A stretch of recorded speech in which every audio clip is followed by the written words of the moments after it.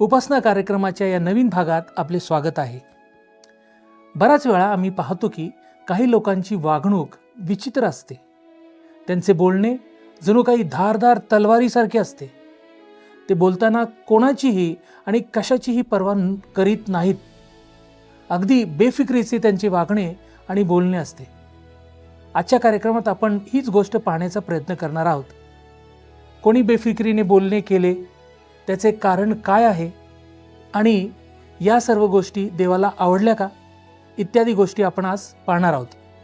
अर्थातच आपण काईनबद्दल पाहणार आहोत आणि याचा परिणाम म्हणून देवहीन संस्कृती कशी निर्माण होते हे पाहणे महत्त्वाचे ठरेल. तर चला पाहूया आजचे अध्ययन.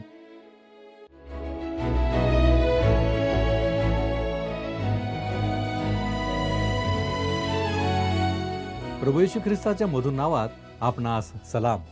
उपासना कार्यक्रमामध्ये आपले हार्दिक स्वागत. प्रियानो, आपण उत्पत्ती अध्याय 4, 8 ते अध्याय 5 याच्या 5व्या वचनापर्यंत आज आपण अभ्यास करणार आहोत. प्रियानो, आजच्या अध्ययनाचा आपला पहिला मुद्दा आहे काईनने हबेलचा खून केला. यासाठी आपण उत्पत्ती 4 अध्याय 8 आणि 9 ही वचने वाचूया. मग काईनाचे त्याचा भाऊ हबेल याच्याशी बोलणे झाले आणि असे झाले की ते शेतात असता काईनाने आपला भाऊ हबेल यावर चालून जाऊन त्यास ठार केले. मग परमेश्वराने काईनास विचारले, तुझा भाऊ हबेल कोठे आहे? तो म्हणाला, मला ठाऊक नाही. मी काय माझ्या भावाचा राखणदार आहे? हे जवळजवळ एक उद्धट असे उत्तर आहे. त्याला स्पष्टपणे त्याच्या भावाबद्दल किंवा त्याच्या देवाबद्दल फारसा आदर नव्हता. तो त्याच्या कृतीवर पांघरून घालण्याचा प्रयत्न करीत आहे. परंतु शास्त्रवचन मत्तेकृष्य वर्तमान 10 अध्याय आणि 26 या वचनाप्रमाणे म्हणते, कारण उघडकीस येणार नाही असे काही झाकलेले नाही आणि कळणार नाही असे काही गुप्त नाही. जर तुमच्याकडे काही गुप्त पापे असतील तर ती विचार करण्यासारखी गोष्ट आहे. तुम्ही त्यांना येथेच हाताळले पाहिजे, कारण ते सर्व कधीतरी देवाच्या उपस्थितीत बाहेर येणार आहेत. देवाला या पापांबद्दल आधीच माहिती आहे. तुम्ही स्वतःहून या पापांबद्दल देवाला सांगू शकता. आता हा काईन म्हणण्याचा प्रयत्न करतो की तो दोषी नाही. काय मी माझ्या भावाचा राखणदार आहे? किती बेफिकिरीचे आणि उद्धट उत्तर आहे, होय की नाही? पुढील वचनात आपण वाचतो उत्पत्ती 4 अध्याय आणि वचन 10. तो म्हणाला, तू हे काय केले? ऐक, तुझ्या भावाचे रक्त भूमीतून मजकडे ओरड करीत आहे. इब्री लोकास पत्र लिहिलेला लेखक इब्री लोकास 12 अध्याय 24व्या वचनामध्ये याचा वापर करतो आणि लिहितो, नव्या कराराचा मध्यस्थ येशू आणि शिंपडण्याचे रक्त यांच्या जवळ आला आहा. त्या रक्ताचे बोलणे हबेलाच्या रक्ताच्या बोलण्यापेक्षा उत्तम आहे. प्रियांनो, या ठिकाणी आपण पाहतो की हबेलाचे रक्त केलेल्या हत्येबद्दल बोलले, परंतु ख्रिस्ताचे रक्त मुक्ततेबद्दल बोलते, ते तारणाबद्दल बोलते. आता आपण उत्पत्ती याचा 4 अध्याय आणि 11 आणि 12 ही वचने वाचणार आहोत. तर आता तुझ्या हातून तुझ्या भावाचे पडलेले रक्त प्राशन करण्यास ज्या भूमीने तोंड उघडले आहे, तिचा तुला शाप आहे. तू जमिनीची मशागत करशील, तेव्हा ती यापुढे तुला आपले सत्व देणार नाही. तू पृथ्वीवर परागंदा व भटकणारा होशील. तरी सुद्धा हल्लीच्या काळात मानवाच्या पापामुळे पृथ्वीवर शाप आहे. यामुळेच तिला आपली सुपीकता गमवावी लागली. आपल्या पृथ्वीच्या काही सर्वात समृद्ध भागातही असंख्य लोक उपासी आहेत. ही वस्तुस्थिती आहे. या पृथ्वीला भरपूर प्रमाणात पीक देण्यासाठी मानवाला खूप प्रयत्न आणि हुशारी लागते. निश्चितच भावाने खून करताना सांडलेले रक्त म्हणजेच हबेलाचे रक्त पृथ्वीतूनच ओरडते. पुढील वचन आता आपण वाचूया. उत्पत्ती 4 अध्याय आणि वचन 13. तेव्हा काईन परमेश्वरास म्हणाला, हा माझा दंड मला सोसवणार नाही, इतका भारी आहे. येथे आपण पाहतो की काईनला हा दंड जास्त वाटला. आता प्रश्न असा आहे की जर काईनाची शिक्षा सहन करण्यापेक्षा जास्त होती तर त्याने देवाकडे वळून त्याचे पाप कबूल का केले नाही आणि देवाच्या दयेवर स्वतःला का समर्पित केले नाही? पहा, ते सहन करणे त्याच्यासाठी जरी खूप भारी होते तरी तो फक्त देवाकडे वळला असता तर देव त्याच्यासाठी एक तारणारा देणारच होता. पुढचं वचन आपण वाचूया. उत्पत्ती 4 अध्याय वचन 14. पहा, या जमिनीवरून तू मला आज हाकून दिले आहे. मी तुझ्या दृष्टीपुढून लपलेला असेन. मी पृथ्वीवर परागंदा व भटकणारा होणार आणि ज्या कोणाला मी सापडेन तो मला ठार करील असे होईल. काईन आता म्हणतो की त्याला देवाच्या दृष्टीपासून लपायचे आहे आणि अर्थातच नेमके तेच घडले. पण आता लक्षात घ्या की देव त्याचे रक्षण करतो. हे विचित्र आहे. देव प्रत्यक्षात एका खुन्याला, गुन्हेगाराला आश्रय देत आहे.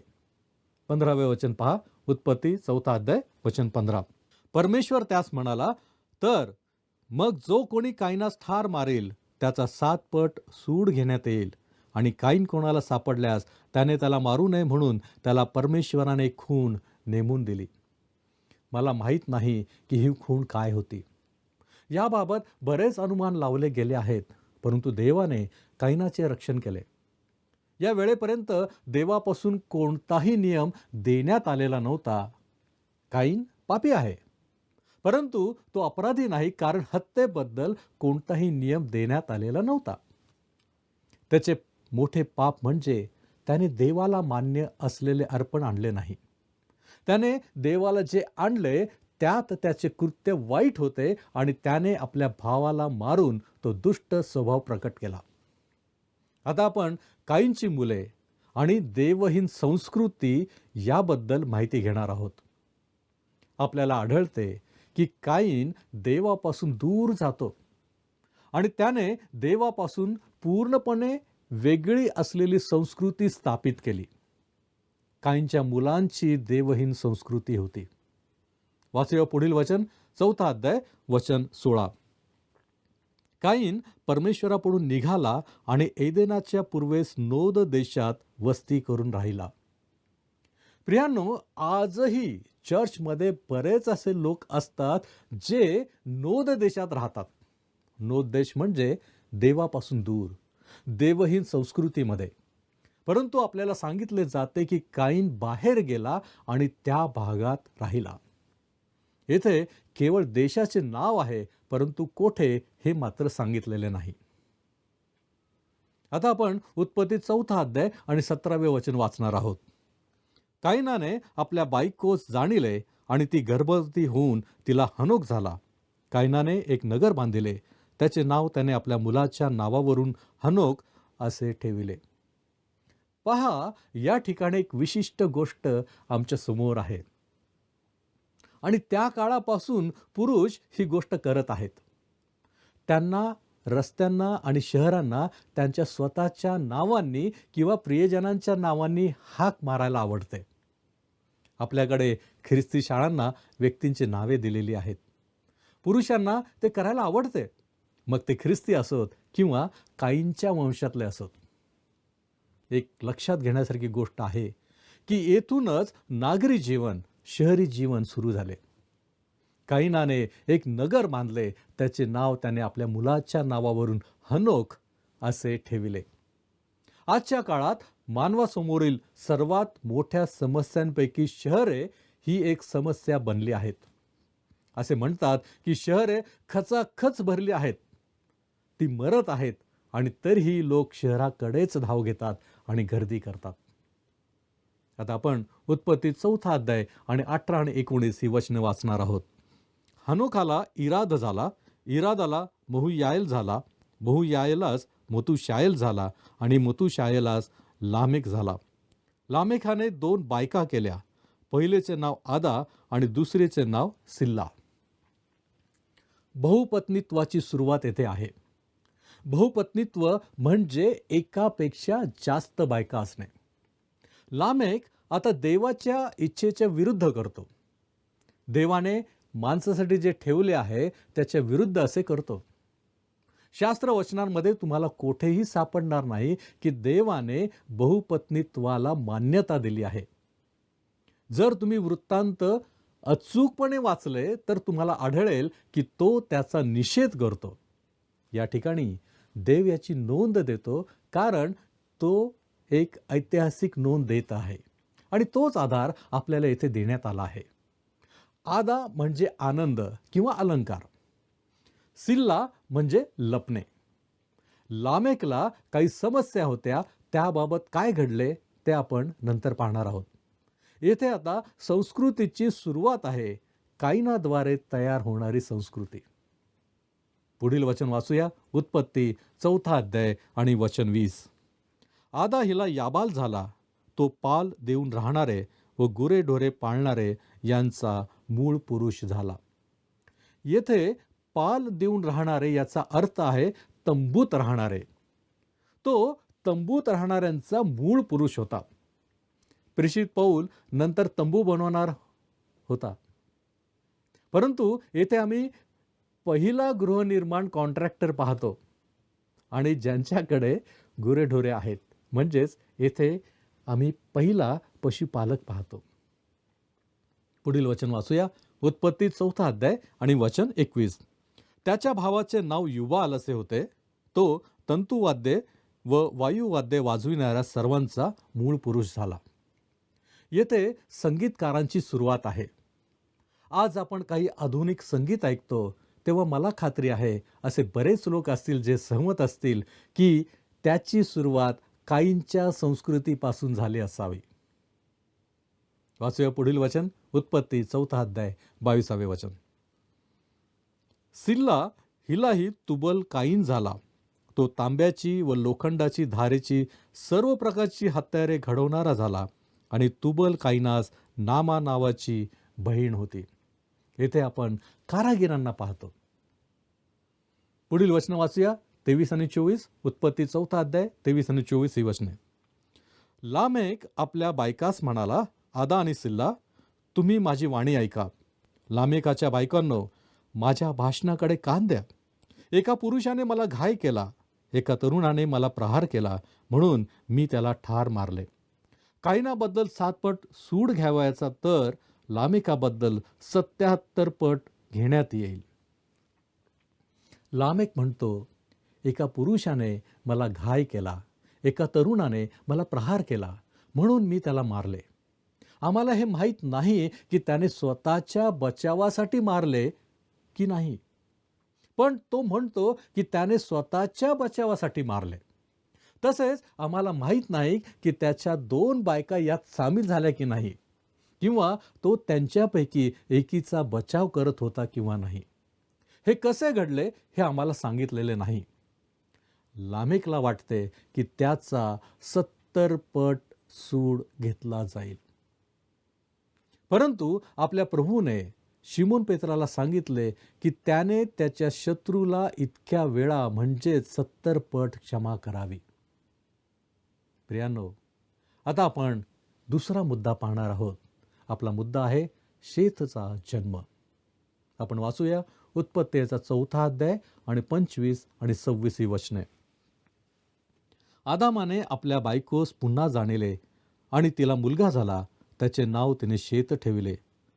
ती म्हणाली, कायनाने हाबेलाचा घात केला म्हणून देवाने त्याच्या जागी मला दुसरे अपत्य दिले आहे. शेत याला मुलगा झाला, त्याचे नाव त्याने अनोश असे ठेविले. त्या काळापासून लोक परमेश्वराच्या नावाने प्रार्थना करू लागले.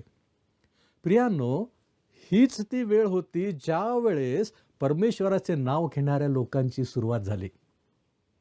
आता आपण अध्याय 5 कडे वळत आहोत. यामध्ये आपण जे विषय हाताळणार आहोत ते आहेत आदामाच्या चरित्राचा शेवटचा अध्याय, हनोकची रोमांचक कथा आणि हनोक ते नोहा यांची वंशावळ. उत्पत्तीच्या पुस्तकाच्या पहिल्या भागात म्हणजे अध्याय 1 पासून 11 पर्यंत आपल्याकडे जागतिक घटना आहेत.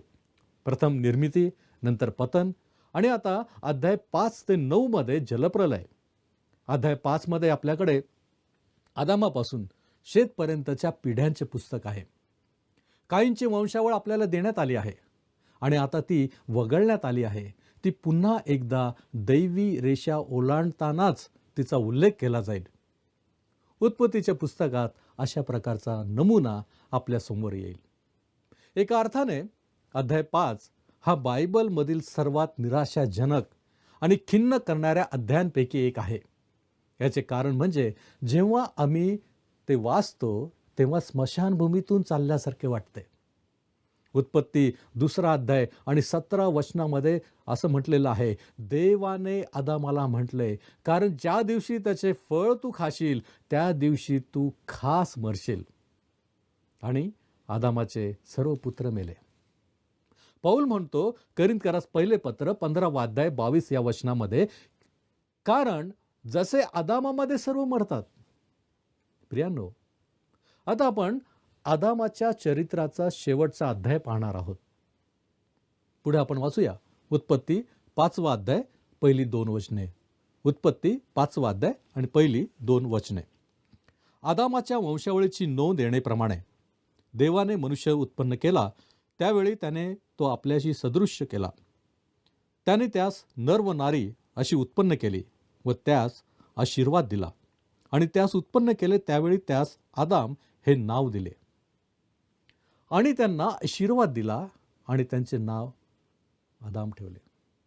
त्याने त्याचे नाव आदाम ठेवले. हव्वा ही त्याचा दुसरा अर्धा भाग आहे. आदामाची वंशावळी ही विचित्र अभिव्यक्ती पुन्हा नवीन कराच्या सुरुवातीलाच आढळते आणि तिथे ती येशू ख्रिस्ताच्या वंशावळी आहे. ही 2 पुस्तके आहेत. जसे आपण आधीच पाहत आहोत की 2 ओळी, 2 बीजे आहेत आणि ती एकमेकांच्या विरोधात आहेत. सैतानाचा वंश आणि ख्रिस्ताच्या वंशात, स्वीकृत वंशात संघर्ष बराच काळ चालणार आहे. आपण आता ज्या वंशाचे अनुसरण करत आहोत ती शेतची वंशावळ आहे आणि याच वंशावळीतून शेवटी ख्रिस्त येणार होता. पुढील वचन आता आपण वाचूया. उत्पत्ती 5 अध्याय आणि 3 वचन. आदाम 130 वर्षांचा झाल्यावर त्याला त्याच्याशी सदृश त्याच्या प्रतिरूपाचा मुलगा झाला. त्याचे नाव त्याने शेत ठेवले. जेव्हा आदाम 130 वर्षांचा होता तेव्हा तो खरंच किती वर्षांचा होता? दुसऱ्या शब्दात, जेव्हा देवाने आदामाला निर्माण केले तेव्हा त्याने त्याला 30 वर्षांचा निर्माण केले का 14 वर्षांचा केले का 45 वर्षांचा? याबाबत मला माहिती नाही. काहीही अनुमान असेल. आणि जर त्याने त्याला जितक्या वर्षांचा निर्माण केले तर तो तेवढ्याच वयाचा होता का? आणि अर्थातच देव त्याला कोणत्याही वयात निर्माण करू शकतो. मी असे म्हणेन की हे पृथ्वीच्या वयाबद्दलच्या अनेक प्रश्नांची उत्तरं देते. जेव्हा कोणी म्हणतो की काही खडक अब्जावधी वर्षे जुने आहेत तेव्हा त्यांना माहीत नसते, कदाचित देवाने त्यांना निर्माण केले तेव्हा त्याने त्यांना 2 किंवा 3 अब्ज वर्षे जुने निर्माण केले. येथे महत्त्वाची गोष्ट अशी आहे की जेव्हा आदाम येथे 130 वर्ष होता तेव्हा त्याला त्याच्या स्वतःच्या प्रतिमेत एक मुलगा झाला.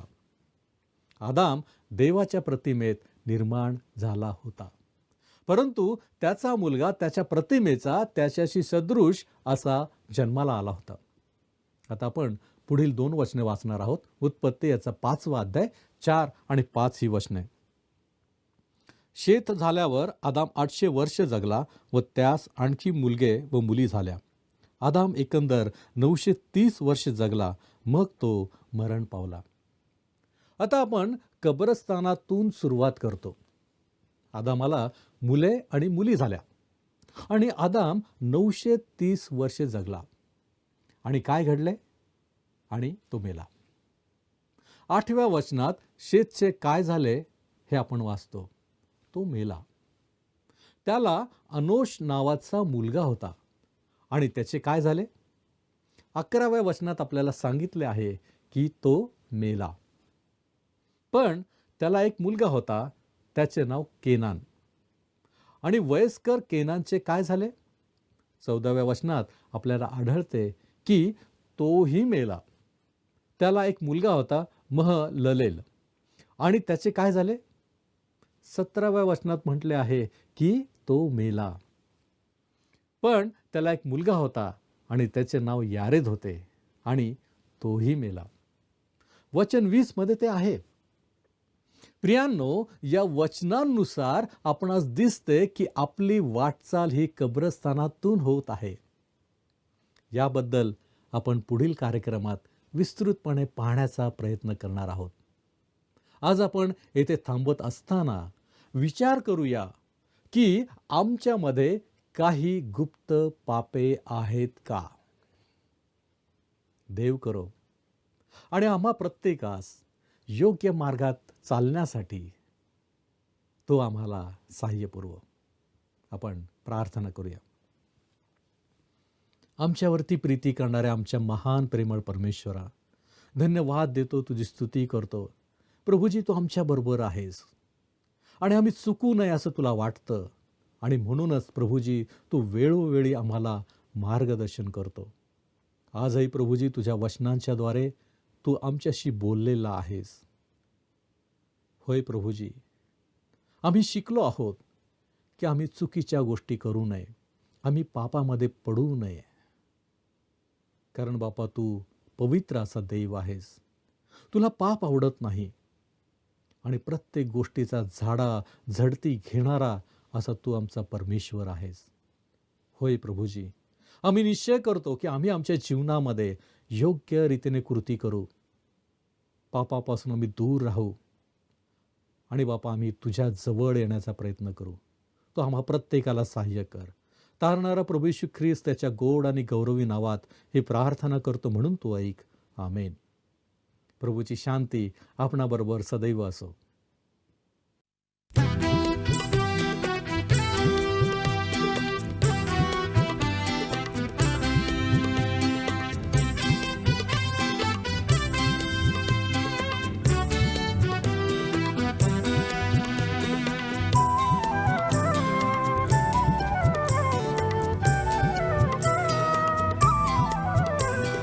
येशूनी मला तारिले, ऐसे विश्वासले, स्वरक्त त्याने पाडिले, मी मुक्ती पावले.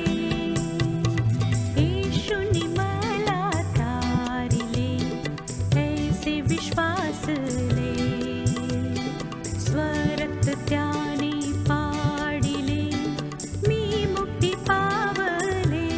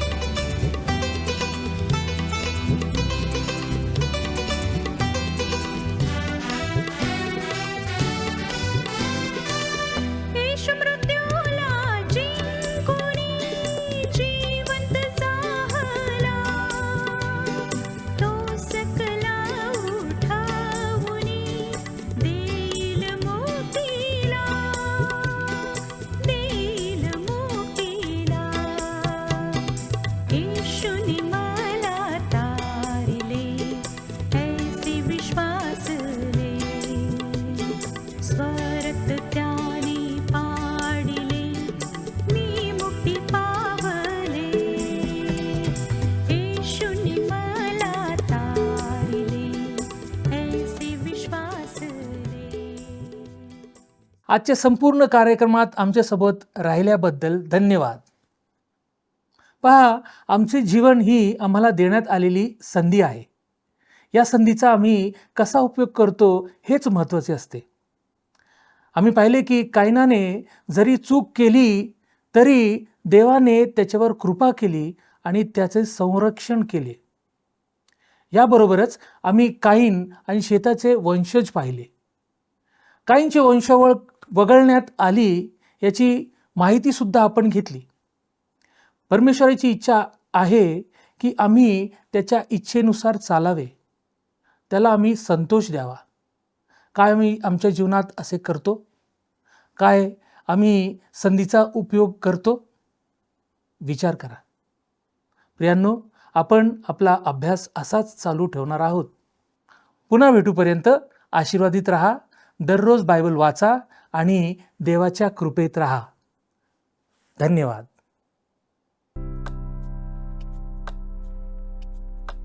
मागील कार्यक्रमातील प्रश्नाचे उत्तर आहे पर्याय सी. काईन शेतकरी होता तर हाबेल हा मेंढपाळ होता.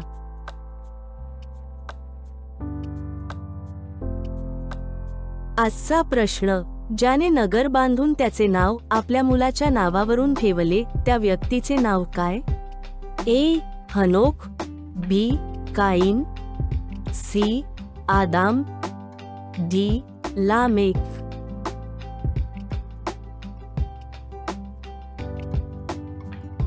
प्रियांनो, या प्रश्नाचे उत्तर उद्या सकाळी 6 वाजण्याच्या आधी पर्याय ए, बी, सी किंवा डी लिहून आपले नाव, पत्ता आणि ठिकाण यासोबत मोबाईल नंबर 7021474742 वर SMS किंवा व्हॉट्सॲप करा.